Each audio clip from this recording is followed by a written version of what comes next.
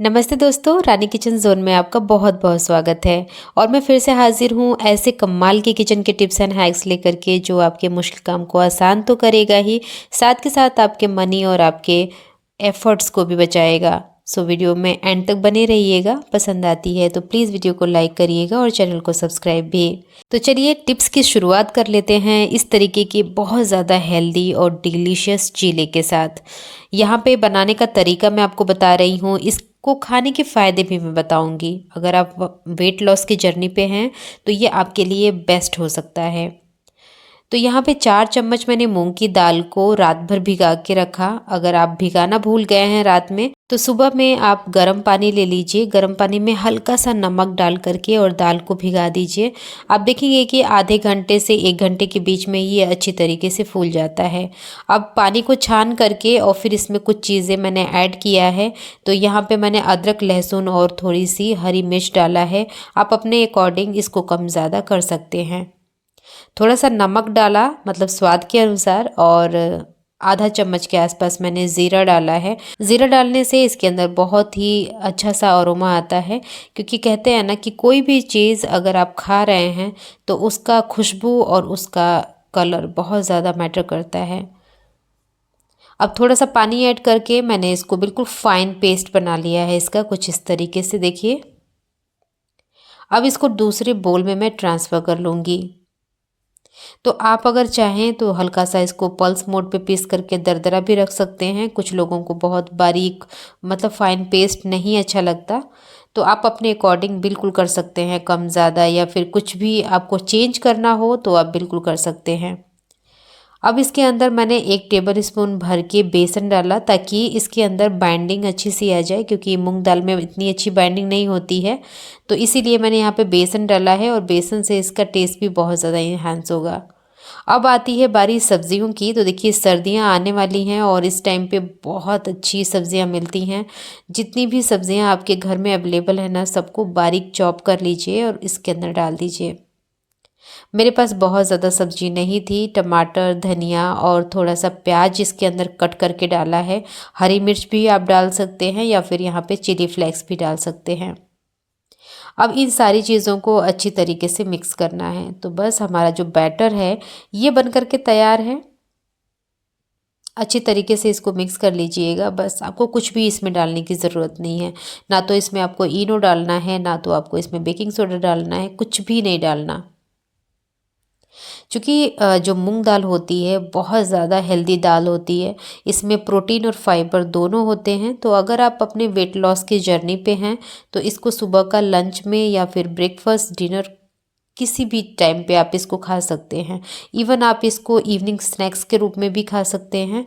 Fibre होने की वजह से आपका पेट काफ़ी लंबे टाइम तक फुलफिल रहता है, आपको भूख नहीं लगती है।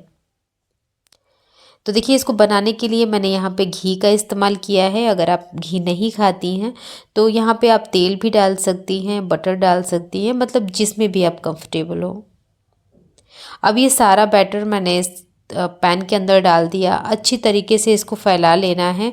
आप अपने अकॉर्डिंग पतला मोटा बना सकते हैं। मैंने थोड़ा सा इसको थिक ही रखा, क्योंकि मुझे एक ही चीला बनाना था। अब देखिए, इसकी जो ऊपरी लेयर है इसको कुक करने के लिए आपको इसे ढकना पड़ेगा, क्योंकि जब स्टीम लगेगा ना तो अच्छी तरीके से ये पक जाएगा। तो यहाँ पे मैं इसे ढक दूंगी, और आप इसको हटा करके इसका लिड देखते रहिएगा। जब नीचे का सरफेस रेड दिखने लगेगा ना तो आप इसको पलट सकते हैं।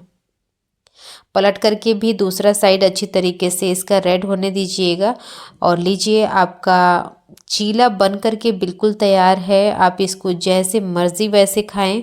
कभी भी आपको ये नुकसान नहीं करेगा, आपको सेहतमंद बनाएगा। इसके साथ ही ये बहुत ज़्यादा क्विक एंड बहुत टेस्टी रेसिपी है। तो आप इस टिप को यूज़ करके ये चीला बनाइएगा भी। और अगर आपको लगता है कि आपके जान पहचान में कोई नीडी मेंबर है जिसको आप इसे शेयर करना चाहिए, डेफिनेटली आप उनको शेयर करिएगा। अगर वो वेट लॉस के जर्नी पे हैं तो उनको काफ़ी हद तक मदद मिलेगी। अब बढ़ते हैं नेक्स्ट टिप के तरफ। त्योहार आते ही हम सबके घर के जो काम होते हैं वो डबल ट्रिपल हो जाते हैं। सबसे बड़ी बात ये होती है कि देखिए कोई भी त्योहार हो तो उसमें घर की क्लीनिंग बहुत ज़्यादा ज़रूरी होती है, क्योंकि जब हमारा घर साफ़ होता है ना तो हमारा माइंड भी एकदम क्लीन होता है। उसमें किसी भी तरीके का कचरा नहीं होता। हम अच्छी चीज़ें देखते हैं, अच्छी चीज़ें सुनते हैं और अच्छी चीज़ें बोलते भी हैं। तो यहाँ पे देखिए जो स्विच बोर्ड हमारा होता है, कई बार ना बहुत लोग इसको इग्नोर कर देते हैं कि चलो यार कर लेंगे साफ, बट ये बहुत ही अहम पार्ट होता है। आपके घर में कोई भी आता है ना तो अगर वो सफाई का उसके अंदर कीड़ा है तो आपको 1 मिनट के अंदर पहचान जाएगा कि आपके घर में सफाई कितनी है। तो देखिए आपका स्विच बोर्ड बहुत ज़्यादा गंदा हो रखा है तो इसको साफ़ करने का मैं तरीका बताती हूँ। आप एक कॉटन पे या फिर आप टिश्यू पे डेटॉल डाल दीजिएगा और डेटॉल से आप इसको अच्छी तरीके से क्लीन कर सकते हैं बिना किसी मेहनत के।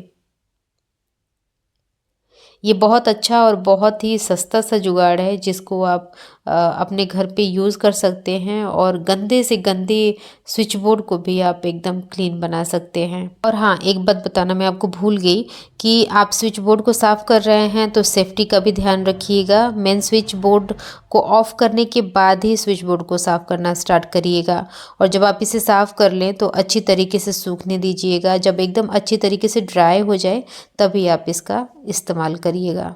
अब देख लेते हैं नेक्स्ट टिप। देखिए जब हमारी उम्र बढ़ती है तो बाल हमारे ग्रे होने लगते हैं और इस टाइम पे ऐसा लगता है कि जी अब तो कलर की ज़रूरत है।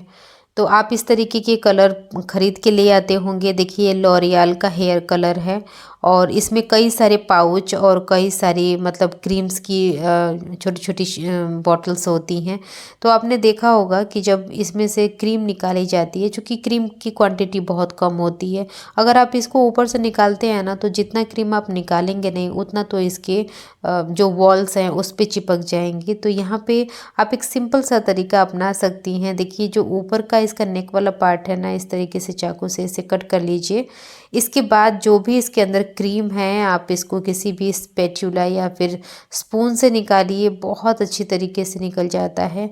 मतलब आपका जो क्रीम है ना वो बिल्कुल ज़ीरो वेस्ट होता है, मतलब बिल्कुल भी ये नुकसान नहीं होता और बहुत अच्छी तरीके से ये किसी भी बोल में आप इसे निकाल सकते हैं। तो यहाँ पे देखिए मैंने इसे निकाल लिया है और निकालने के बाद इसमें जो भी चीज़ें हैं आप ऐड करिएगा और अपने हेयर में कलर कर सकते हैं। तो कई बार हम लोगों के साथ ऐसी गलती होती है कि हम ऊपर से इसको निकालना शुरू करते हैं। हालांकि क्रीम की मात्रा इतनी कम होती है कि जब आप इसको निकालते हैं तो ऐसा लगता है कि आधा निकला और आधा तो इसके अंदर ही रह गया। तो इस तरीके से आप जब निकालेंगे ना इसको तो बहुत अच्छी तरीके से ये सफाई से निकल जाएगा और आपके ढेर सारे बाल को ये कवरेज भी देगा। तो मैं उम्मीद करूंगी कि अगर आप हेयर कलर लगाते हैं अपने बालों में तो ये टिप ज़रूर ट्राई करके देखिएगा। 101% आपके पॉजिटिव रिजल्ट्स होंगे। अगर आपको हमारी वीडियो पसंद आती है तो प्लीज़ नीचे कमेंट सेक्शन है ज़रूर बताया करिए और आपको किस तरीके के टिप्स और भी देखना पसंद है वो भी बताइएगा। तो मैं उम्मीद करूंगी कि ये टिप भी आपको अच्छी लगी होगी। चलिए बढ़ते हैं नेक्स्ट टिप के तरफ। तो इस तरीके के देखिए पापड़, अचार, चटनी ये सब खाने वाला टाइम बिल्कुल आ गया है, क्योंकि सर्दियों में ना जब हम खिचड़ी वगैरह बनाते हैं तो ऐसे में घी, अचार और इस तरीके का पापड़ लोगों को खाना बहुत ज़्यादा पसंद होता है। आपके भी घर में कोई मेंबर ऐसा है जिनको बहुत ज़्यादा अच्छे लगते हैं तो आप इनको ख़रीद करके ले आइए और इसको स्टोर कर लीजिए, क्योंकि पापड़ के अंदर बहुत जल्दी कीड़े लग जाते हैं और इसका कलर भी चेंज हो जाता है, अगर आपने ध्यान से देखा होगा तो। तो यहाँ पे देखिए मैंने इसको तोड़ लिया है, जो कि ये बहुत बड़ा है। जो बॉक्स हम लाए हैं उसके अंदर ये नहीं जाएगा, तो थोड़ा सा इसको कट करके या फिर इस तरीके से तोड़ करके छोटा कर लीजिए। अब देखिए ये जो डब्बा है ना इसके अंदर हमें डालना है और डालने के बाद एक बहुत ही ज़्यादा पावरफुल चीज़ डालनी है, वो है रेड चिली। मतलब साबुत जो लाल मिर्च होती है ना वो मैंने ले लिया है 3 से 4 और इसके अंदर डाल दिया। तो देखिए अब ये कितने मतलब अगर आप फ्रिज के अंदर रखते हैं तो ये 6 महीने चलेगा, बाहर तो ये 1-2 महीना तो आराम से चल जाएगा। अब देखिए चूँकि हम जब सफाई कर ही रहे हैं तो अपना वार्डरोब कैसे छोड़ दें। अब हमारे वार्डरोब में बहुत सारी साड़ियाँ ऐसी होती हैं जिनको हम हमेशा नहीं पहनते, मतलब ये पार्टी वेयर टाइप्स की होती हैं। अब इस तरीके से आप हैंगर में इसको टांग के रखेंगे तो ये डेफिनेटली थोड़ी बहुत गंदी होगी, और जिसकी वजह से आप इसको वॉश करना, मतलब जिसकी वजह से आप इसे वॉश करेंगे और आपकी मेहनत बढ़ेगी। तो जब कभी भी आप हैंगर पे साड़ियों को फोल्ड करके रखें ना, तो नीचे से इस तरीके के जो झोले होते हैं, लाइक आपके पास इसके अलावा भी बहुत सारे झोले होंगे, जैसे विशाल मेगा मार्ट या फिर डी मार्ट या फिर कहीं भी आप किसी भी सुपरमार्केट में गए हैं तो वहाँ पे कपड़े का जो फैब्रिक होता है उस तरीके का झोला मिलता है, तो आप उसे भी यूज़ कर सकते हैं। बट मेरे पास ये बहुत ही अच्छा सा प्रिंटेड सा झोला था, तो मैंने इसी को इसके अंदर डाल के दिखाया। देखिए, लग रहा है ना खूबसूरत। और जो भी चीज़ें हमने रखी वो दिख भी नहीं रही हैं, साथ के साथ डस्ट या फिर मिट्टी वगैरह एक्युमुलेट भी नहीं होता है, जिसकी वजह से ये गंदा भी नहीं होगा। तो कैसी लगी हमारी ये बहुत ही सिंपल सी और यूज़फुल सी टिप, ज़रूर बताइएगा। अब बढ़ते हैं नेक्स्ट टिप की तरफ। देखिए, बहुत सारे फेस्टिवल आ रहे हैं, ऐसे में हम मार्केट हर दूसरे दिन या फिर जिनको बहुत ज़्यादा जो बिज़ी रहते हैं वो महीने में या फिर 1.5-2 महीने में एक बार जाते ही होंगे। इस तरीके के जो स्लिंग पर्स होते हैं उसे हम ले जाते हैं, और कई बार ऐसा होता है कि हमारा जो पर्स होता है उसको चोर वगैरह या फिर जो भी जेब कतरे वगैरह होते हैं खींच के ले जाते हैं। तो जब कभी भी आप स्लिंग पर्स को इस्तेमाल करें तो कुछ इस तरीके से पहले इसको वेस्ट में डालें, इसके बाद आप इसको शोल्डर पे रखेंगे तो किसी भी तरीके का स्नैचिंग नहीं हो पाएगी और आपकी चीज़ें आपके पास सही सलामत रहेंगी। इस टिप के साथ मेरा बेटा बहुत ज़्यादा खुश हो रहा था कि आज मेरी मम्मा ने तो मेरे को पर्स पहना दिया। तो होता है ना, बच्चों की खुशी का कोई वो नहीं होता, मतलब छोटी छोटी चीज़ों से भी बच्चे खुश हो जाते हैं। अब बढ़ते हैं अगली टिप की तरफ। देखिए, हमारे घर में अगर छोटे बच्चे हैं ना, तो आपके घर की जो वॉल होती है वो सही सलामत बच ही नहीं सकती, क्योंकि मैं भी बहुत ज़्यादा झेल चुकी हूँ। कई बार बच्चे पेंसिल या फिर पेन के निशान मार देते हैं वॉल पे, जो कि बिल्कुल देखने में अच्छी नहीं लगती, भद्दी सी लगती है, तो गंदी लगती है। तो इसको साफ़ करने के लिए देखिए, कॉटन के कपड़े पे थोड़ा सा आप परफ्यूम डाल सकते हैं। इसके साथ ही ना इसमें वाइट कोलगेट भी डाल करके आप इस वाले सरफेस को बहुत अच्छी तरीके से क्लीन कर सकते हैं, बिना किसी टाइम वेस्ट के और बिना किसी एफर्ट्स के। तो यहाँ पे देखिए, आपके सामने ही मैं इस वॉल को अच्छी तरीके से रब कर रही हूँ, और जितने भी दाग धब्बे थे पेन पेंसिल के जो लेंस वगैरह हैं वो एकदम अच्छी तरीके से क्लीन हो गई हैं, आप खुद देख सकते हैं। तो सफाई के टाइम पे आई होप ये टिप बहुत ज़्यादा काम आएगी, आप इसको यूज़ ज़रूर करके देखिएगा। चलिए बढ़ते हैं नेक्स्ट टिप के तरफ। देखिए, मेरे पास ये सिरेमिक का एक बोल है, और बोल के ऊपर मैंने इस तरीके से एक सिल्वर फॉइल पेपर ले लिया है, और उल्टा करके कुछ इस तरीके से इसके ऊपर रख करके आप धीरे धीरे प्रेस करिएगा। जब आप प्रेस करेंगे ना, आप देखेंगे कि जो कटोरी है वो अपना शेप छोड़ दी है, और एल्युमिनियम के फॉइल पेपर पे इस कटोरी का जो शेप है वो दिखने लगा है। अब इसे निकालना है कुछ इस तरीके से, और इस कटोरी के अंदर डाल देना है। बेसिकली हमने इसका एक सांचा सा बनाया ताकि इसमें पानी वेस्ट ना हो, इधर उधर गिरे नहीं, जो भी एल्युमिनियम के गुण हैं इस पानी के अंदर आ जाएं। अब मैं इसे बना क्यों रही हूँ वो भी देख लेते हैं। हमारे पास सिल्वर की बहुत सारी ज्वेलरीज होती हैं। सिल्वर में एक खासियत होती है कि ये ऑक्सीडाइज होता है और काला पड़ जाता है, जो कि बिल्कुल अच्छा नहीं लगता देखने में। या फिर आपका पसीने पसीने की भी बात होती है, अगर किसी का पसीना अच्छा है तो उसमें ये ऑक्सीडाइज नहीं होता है, बिल्कुल चमकने लगता है। तो चलिए, इसको साफ़ करने का बेहद आसान सा तरीका देख लेते हैं। सबसे पहले आप इसके अंदर अपनी ज्वेलरी डालिएगा, बेकिंग सोडा और थोड़ा सा कोलगेट डालिएगा। कोलगेट डालने से आप देखेंगे कि जितनी भी इसके अंदर की गंदगी है ना, वो सोडा और कोलगेट रिएक्शन करेंगे और एकदम गंदगी को अच्छी तरीके से निकाल देंगे। तो यहाँ पे इस सॉल्यूशन के अंदर अपने सिल्वर की ज्वेलरी को डाल करके 5 से 10 मिनट तक छोड़ भी सकते हैं आप, या फिर आप नहीं छोड़ना चाहते तो 1-2 मिनट के अंदर ही इसको अच्छी तरीके से किसी सॉफ्ट ब्रश की हेल्प से रगड़िएगा। आप एक डिजास्टर चेंज देखेंगे। क्योंकि मैं खुद शॉक्ड रह गई ये चीज़ करके, ये चीज़ आजमा करके।